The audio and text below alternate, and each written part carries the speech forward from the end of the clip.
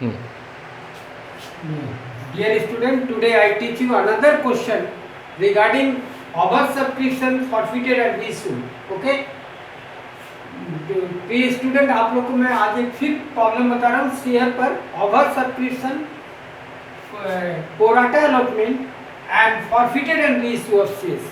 ठीक है, क्या क्वेश्चन है? A limited authorised capital of ₹20 lakhs of ₹100 each per share offered to publish 10,000 shares of ₹100 each at premium of 20%, payable as follows: application ₹10, allotment ₹40 including premium, ₹30 on first call and balance on final call. Application will receive 12,000 shares. 10,000 shares were allotted pro rata basis. One shareholder hold 400 shares, failed to pay first call and another shareholders। फिर से समझिए, देखिए क्या बोल रहा हूँ। ए limited का authorise capital कितना? 20 लाख रुपया, जो कितने का शेयर पर है? 100 रुपये का शेयर पर, यानी 20,000 शेयर ऑफ ₹100 ईच है। ऑथराइज कैपिटल का मतलब होता है जिस कैपिटल पर कंपनी ने रजिस्टर ऑफ कंपनी में रजिस्टर्ड करा है। This one is not a actual capital of business, it is a registered capital. ठीक है, वो रजिस्टर्ड ऑथराइज कैपिटल किसको कहते हैं? जिस पूंजी पर कंपनी रजिस्टर ऑफ कंपनी में रजिस्टर्ड कराती है, एक्चुअली उसका पूंजी नहीं रहता। वो सोचती है इतना पूंजी हमारा होगा, हुआ नहीं है। वास्तविक पूंजी वो नहीं रहती है, वो क्या रहता है? एक रजिस्टर्ड कैपिटल रहता है। वो कितना है? 20 लाख है। पब्लिक में उसने कितना ऑफर किया? शेयर 10,000 शेयर किया, 100 ईच। प्रीमियम कितना है? 20%। तो 100 का 20% कितना होगा? 20 रुपीज। मैंने 100 रुपये का शेयर को कितने में इशू किया? 120 रुपये में। कैसे? एप्लीकेशन में 10 रुपया, अलॉटमेंट में कितना? 40 rupees including premium. Including premium मतलब इसमें 40 में 20 रुपया प्रीमियम हो रहा है। देखिए 100 का 20% कितना होगा? 100 का 20, तो 20 अलॉटमेंट और 20 प्रीमियम, 40 हो गया। 30 ऑन फर्स्ट कॉल है और बैलेंस ऑन फाइनल कॉल। फिर से समझिए, 100 रुपये का शेयर में 20% प्रीमियम, तो 120 हुआ। 120 में 10 रुपया एप्लीकेशन है, 40 रुपये अलॉटमेंट है। 10 और 40 50 रुपये, 30 रुपये क्या है? फर्स्ट कॉल है। 30 रुपये फर्स्ट कॉल है, तो 50 और 30 80 हो गया। तो बैलेंस ऑन फाइनल कॉल, तो बैलेंस कितना हो गया फाइनल कॉल में? 40 रुपीज होगा कि नहीं? एप्लीकेशन कितना आ गया कंपनी के पास? 12,000। तो देखिए ये ओवर सब्सक्रिप्शन हुआ। कंपनी इशू किया 10,000 शेयर्स और कंपनी के पास एप्लीकेशन है 12,000, तो 2,000 ओवर सब्सक्रिप्शन हुआ। तो उसमें क्या बोला? 10,000 shares allotted pro rata basis. One share holder, एक शेयर होल्डर जो 400 शेयर लिया था, fail to pay first call money, उसने फर्स्ट कॉल का पैसा नहीं दिया और फिर है कंटिन्यू।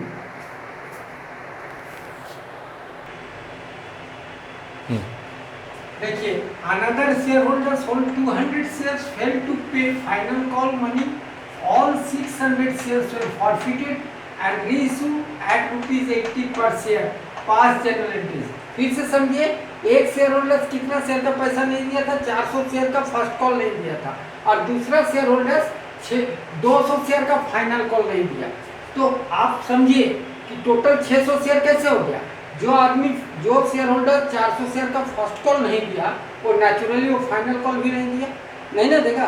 जैसे आप मैट्रिक पास नहीं किए तो इंटर पास कर जाइएगा, एडमिशन होगा इंटर में? नहीं होगा। तो उसी तरह जो शेयर होल्डर 400 शेयर का फर्स्ट कॉल नहीं दिया और एक शेयर होल्डर 200 शेयर का फाइनल कॉल नहीं दिया, तो टोटल 600 शेयर्स को फॉरफिटेड किया कंपनी ने और इशू कर दिया 80 पर शेयर। तो आपको जनरल एंट्रीज बनाना है। ठीक है, देखिए पहला एंट्री होगा बैंक अकाउंट दिया टू शेयर एप्लीकेशन अकाउंट। आपका एप्लीकेशन मनी कितना है? 12,000। शेयर का आया 10 रुपये करके, तो कितना होगा? 1,20,000 है।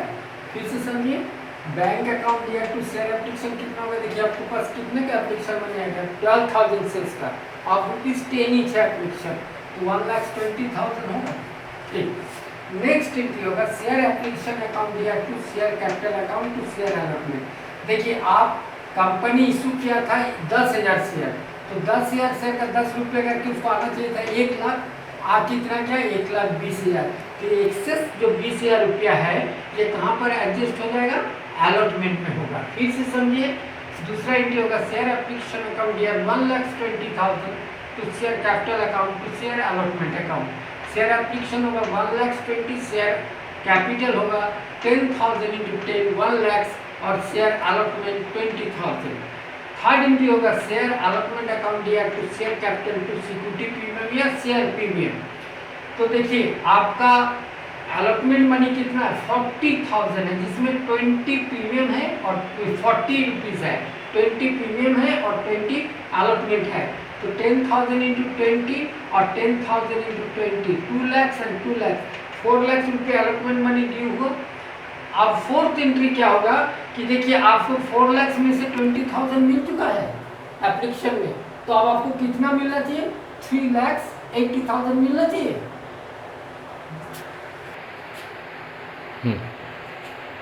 देखिए नेक्स्ट एंट्री होगा बैंक अकाउंट या to share allotment. Share allotment में आपने मांगा कितना था, 4 लाख। देखिए आपका एंट्री में है ना 2 lakh share allotment, 2 lakh premium, 4 lakh, लेकिन 20,000 रुपीज़ आपको एप्लीकेशन में मिल गया ओवर सब्सक्रिप्शन में।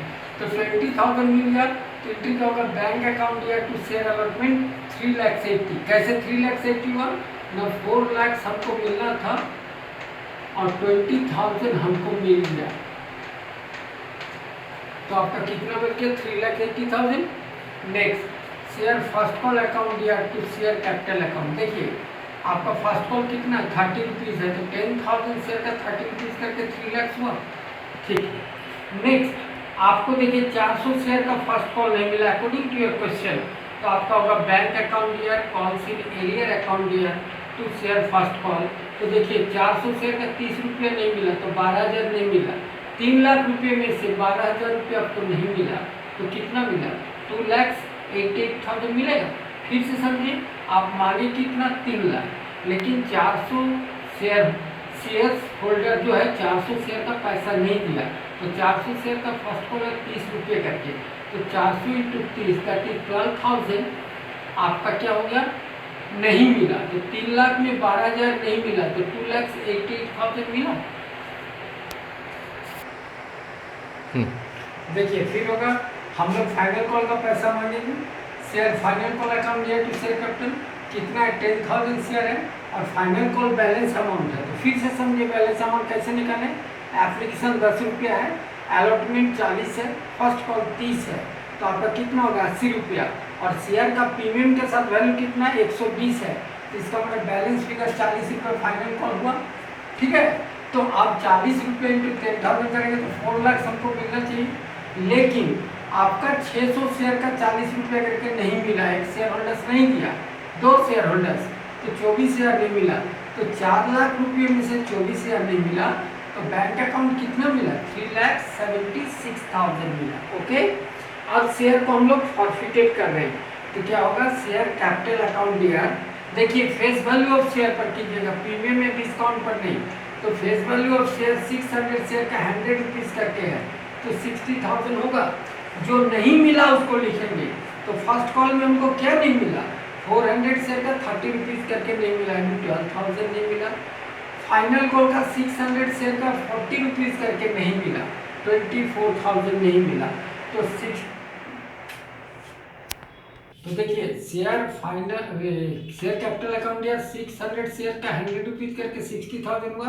फर्स्ट कॉल का कितना नहीं मिला, 400 शेयर का 30 रुपीज़ करके 12,000, और फाइनल कॉल का 600 शेयर का 40 रुपीज़ करके 24,000 नहीं मिला। तो देखिए 60 में 36 नहीं मिला, तो जो मिला वही ना फॉरफिटेड होगा। तो शेयर फॉरफिटेड कितना होगा, बैलेंस कीजिए, देखिए 60,000 माइनस 36,000 तो 24,000 होगा।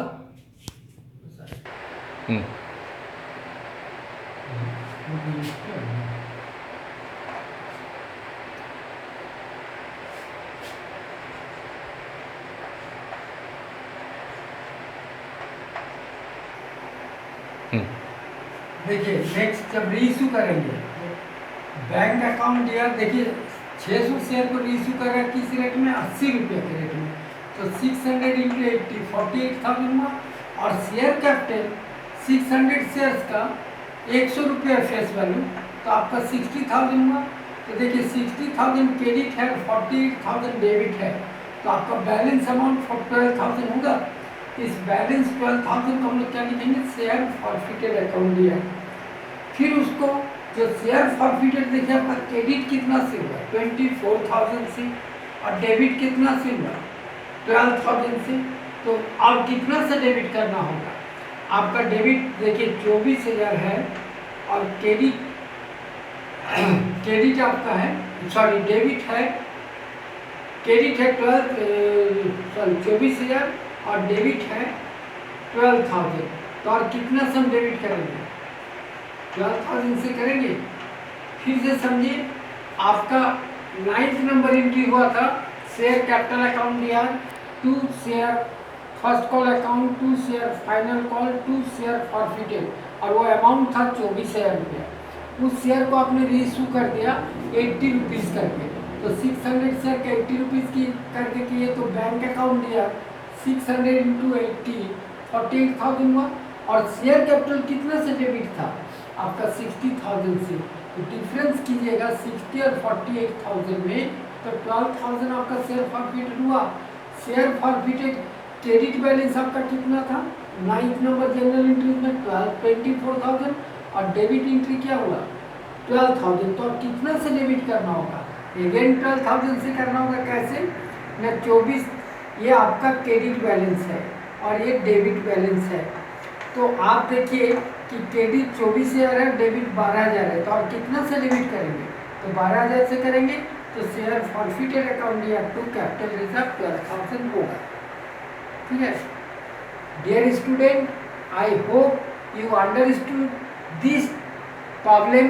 If you have any doubt regarding this topic, please send me in comment box।